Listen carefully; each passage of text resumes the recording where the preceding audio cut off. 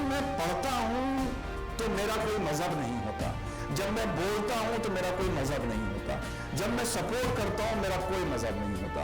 जो भारत का है मैं उसका हूं। अगर कोई हिंदुस्तान पाकिस्तान के मैच में जीतते हुए पाकिस्तान की खुशी की, पाकिस्तान की जीत की दुआ करेगा, वो भारत का दुश्मन है, वो भारत का दुश्मन है। मैं भारतीय हूं, वो मेरा दुश्मन है। कोई ऐसा ऐब नहीं है जो मुसलमान में नहीं है। पूरी दुनिया में क्राइम में मुसलमान, कोटे चले जाइए आपको अधिकतर मुसलमान, देश के ज्यादा शराब बनाने वाले मुसलमान। ये इन लोगों का, इनको मैंने नाम दिया है मजहबी गुंडे। ये मौलाना नहीं है, मौला तो बहुत बड़ी चीज होती है, बहुत बड़ा इस्लाम में खिताब होता है मौलाना। मौला का मतलब है गार्जियन, सरपरस्त। तो ये तो मजहबी गुंडे हैं। इन्हें तो अपने आकाओं को खुश करना है, चाहे वो पॉलिटिकल आका हो, चाहे वो सऊदी अरेबिया में बैठे आका हो। शायद मेरी कौम में कोई फर्क आए, और ये फर्क मैं नहीं ला पाऊंगा। ये फर्क वहीं से आएगा जहां से ये वायरस डाला गया था, और वो होगा इंशाअल्लाह ताला सऊदी अरेबिया।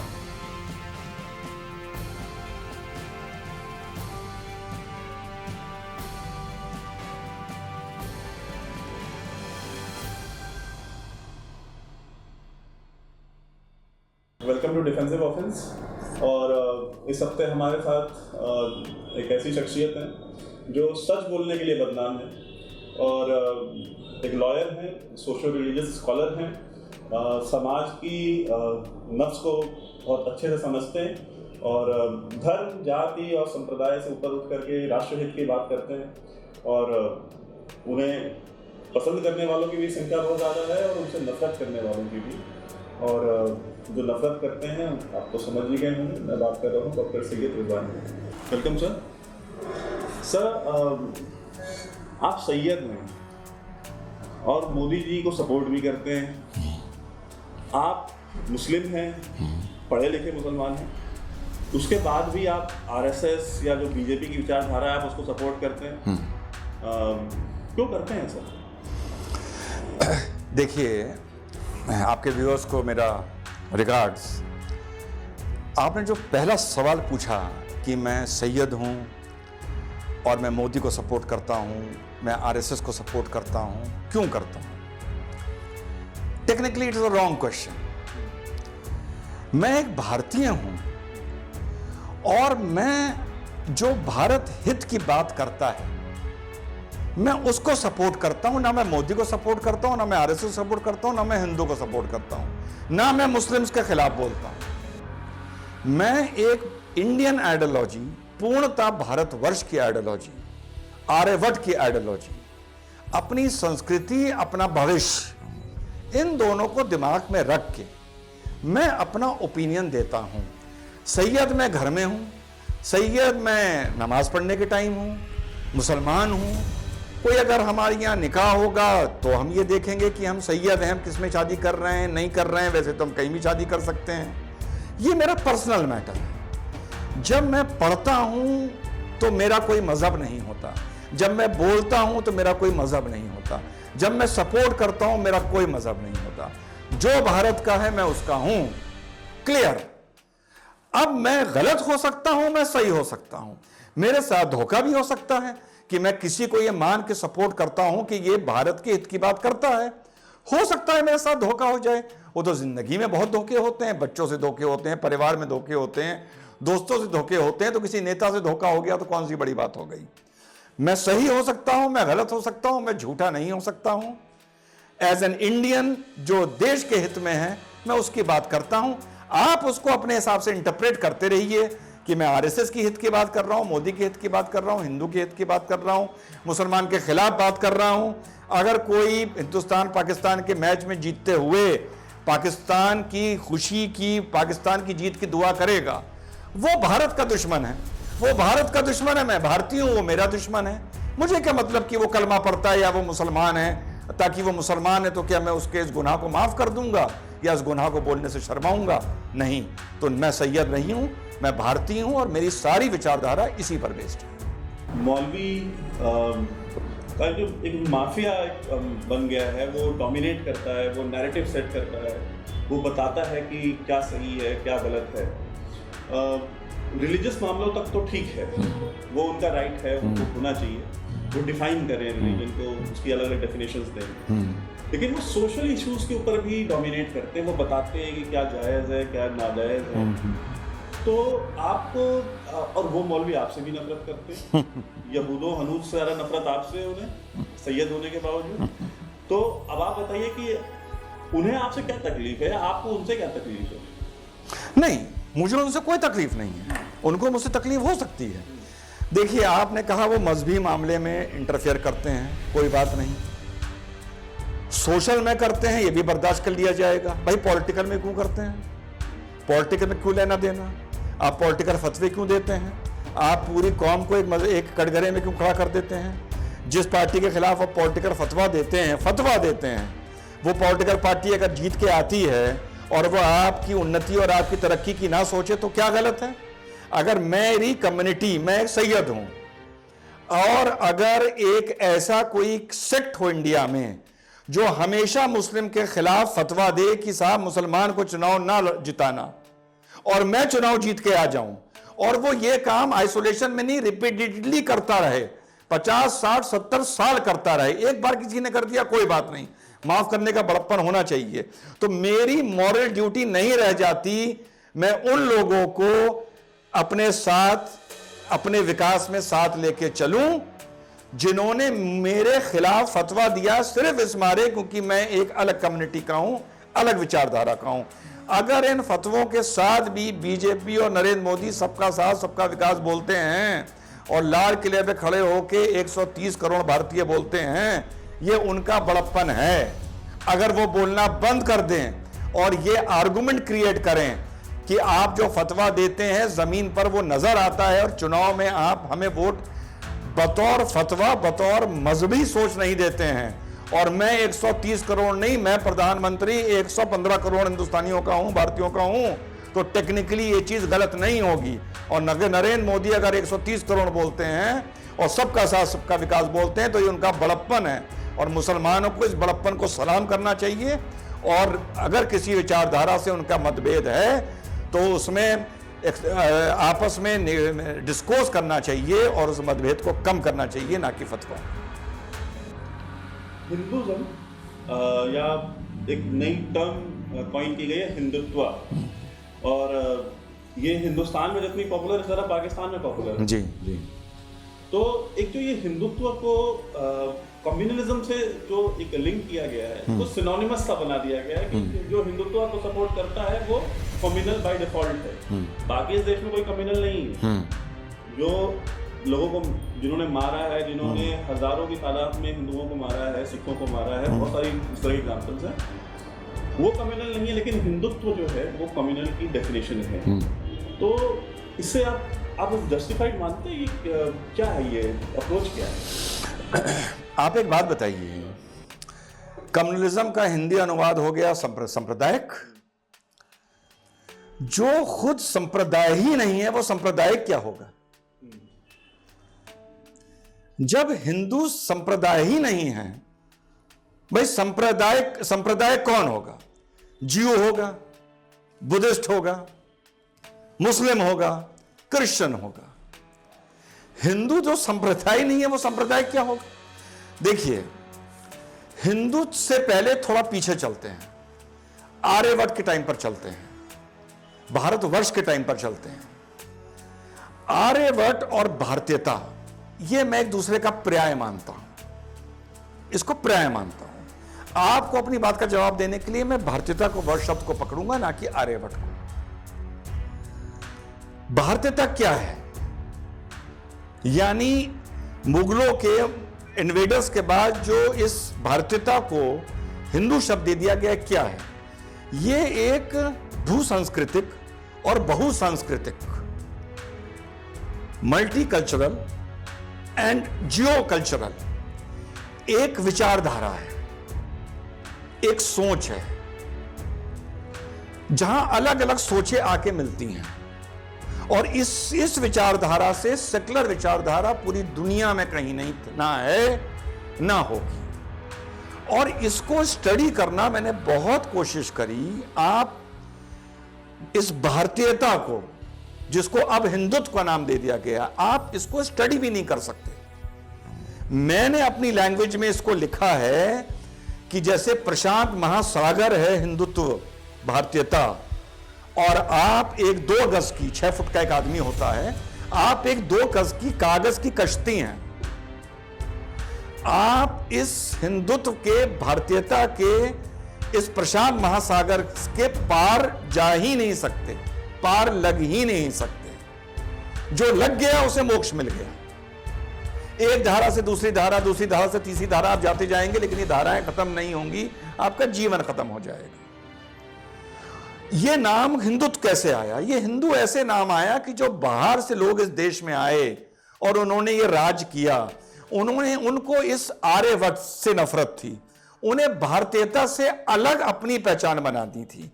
तो वो उन्होंने इस भारतीयता को हिंदू का नाम देके, जो आगे जाके सूडो सेक्युलर ने हिंदुत्व का नाम देके उसको अपनों से डीमार्क करने के लिए इन्वेडर्स ने ये नाम दिया। और इसने अब एक पॉलिटिकल कोनोटेशन ले लिया है कि हिंदुत्व वर्सेस सेक्युलरिज्म। ना ये जो हम सेक्युलरिज्म देखते हैं ये सेक्युलरिज्म है, और ना जो हम ये हिंदुत्व देखते हैं ये हिंदुत्व है। ये सब भारतीयता है। इसको अब अलग अलग नाम इन्वेडर्स ने दिए, मुगलों ने दिए, पॉलिटिकल पार्टीज ने दिए, या अपनी सहूलियत से दिए, और इस देश को इन लोगों ने मैला कर दिया, इस संस्कृति को मैला कर दिया। सर, एक चीज हम देखते हैं कि हमारे यहाँ एक जो कल्चरल चेंज आया है इस देश में, खुदा हाफिज अल्लाह हाफिज हो गया, औरतें साड़ियों से बुर्के में आ गई, बच्चे अब घुटनों के ऊपर, टखनों के ऊपर पैजामा पहनने शुरू कर दिए उन्होंने। तो आज से अगर आप 40 साल 50 साल पहले जाएं तो इस देश में ये कल्चर नहीं था। बुर्के में भी वही औरतें दिखाई देती थी जो कुछ गलत कामों में इन्वॉल्व होती थी, अदरवाइज औरतें, अच्छे घरों की औरतें बुर्का नहीं पहनती थी। तो एक जो ये हमारी जो आम जीवन में जो चेंज आया है, बोलचाल की भाषा में, रहन सहन में, और एक अरब फैंटेसी है लोगों की, इसके पीछे आप मुख्य कारण क्या देखते हैं? देखिए, इसके पीछे जो इसकी लास्ट फेज में, देखिए, जब इस्लाम आया तो अगर हम थ्योरेटिकली बात करें, एकेडमिकली बात करें, तो 10वीं सदी तक, अब्बासिस के टाइम तक इस्लाम ने बहुत प्रोग्रेस करी। फिर 12वीं 13वीं सदी में एक बार गजाली अलैहिस्सलाम के बाद, और 13वीं सदी में इब्न तैमिया के बाद इस्लाम वापस बैक टू बेसिक्स गया। उसके बाद फिर इस्लाम नॉर्मल हुआ। उसके बाद अरब वर्ल्ड बहुत अच्छा डेवलप किया। 1979 के बाद कुछ दुनिया में ऐसी घटनाएं हुई, कुछ पैलेस्टीन को लेके, कुछ अफगानिस्तान को लेके, कुछ मक्का मस्जिद अल हरम में जो अटैक हुआ, इन घटनाओं को लेके मुसलमान को ग्लोबली ये लगा कि इस्लाम खतरे में है। So again let's go back to basics, let us go back to the original Islam. और उन्होंने ये माना कि जो मॉडर्नाइज होते जा रहे हैं, इस्लाम गुमराह होता जा रहा है। और क्लर्जी की इस पीरियड में इंपॉर्टेंस बन गई। क्लर्जी की इंपॉर्टेंस ऐसे बन गई कि जो दुनिया भर से लड़ाके अफगानिस्तान में माइटी सोवियत यूनियन आर्मी से लड़ने गए, ये माना गया था कि ये उनसे लड़ ही नहीं सकते। लेकिन जब इन्होंने माइटी सोवियत यूनियन आर्मी को हरा दिया और वहां से हरा के ये सब वापस अपने अपने अफ्रीकन और अरब कंट्रीज, जैसे ओसामा बिन लादेन वहां से लड़ने आए थे, जरकावी वहां से लड़ने आए थे, तो जब ये अपनी अपनी कंट्रीज वापस गए तो इनका हीरोज वेलकम हुआ कि ये गाजी हैं, ये मुजाहिद हैं, ये अल्लाह के नाम पर इतनी बड़ी आर्मी की, काफिरों की आर्मी को हरा के आए हैं। इन लोगों ने वहां की जो पॉलिटिक्स थी उसको गवर्न करना शुरू किया, उसको टर्म्स डिक्टेट करने शुरू करे। वहां से फिर रेडिकलाइजेशन ऑफ मुस्लिम शुरू हुआ, और वो रेडिकलाइजेशन अरब में तेल निकल आया।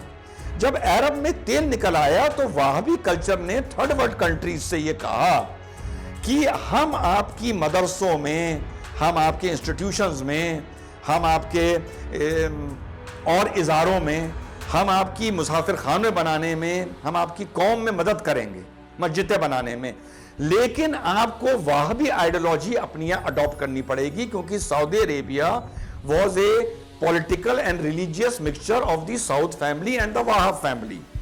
तो साउथ फैमिली ने कहा हम पॉलिटिक्स संभालेंगे, वहाब फैमिली ने, और वहाब फैमिली ने कहा हम इसका दीन संभालेंगे। तो यह हुआ कि तुम्हें ज़कात तब मिलेगी जब तुम अरब कल्चर को अपनी यहाँ जियोगे। टकने के ऊपर पजामे पहनाओगे।